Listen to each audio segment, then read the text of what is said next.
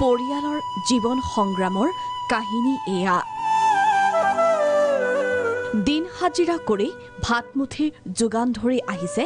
যোগেন আৰু মইনাই পুত্ৰ বিশেষভাৱে সক্ষম নিৰুপায় পিতৃ-মাতৃ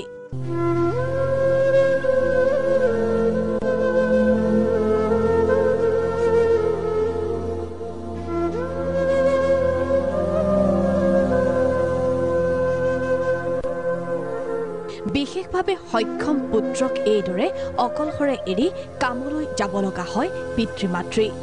অন্যথা তেওঁলোকৰ ওচৰত নাই উপায় দৰিদ্ৰতাই কুঙা কৰা পৰিয়ালটোৱে লাভ কৰা নাই চৰকাৰী সাহায্য এতিয়া গম পাইছিলা চৰকাৰী যে তোমালোকে সাহায্য কিবা পোৱা এনেকুৱা লোৱাৰ কাৰণে এই গাঁৱৰ আছে যে এইকেইটা কৰে কিমান দিনৰ আগতে 3 বছৰ মান হ'ল গম পালা তাৰপিছত তোমালোক গৈছা ন যাওঁতে কি কৈছে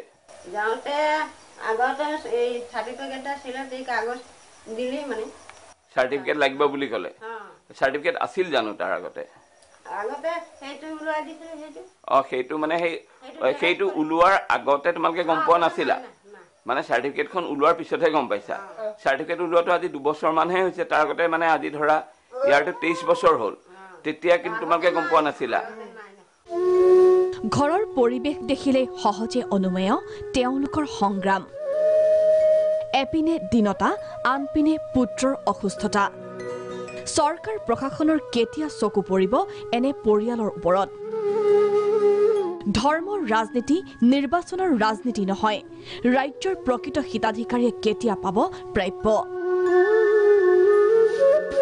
news desk report Prag news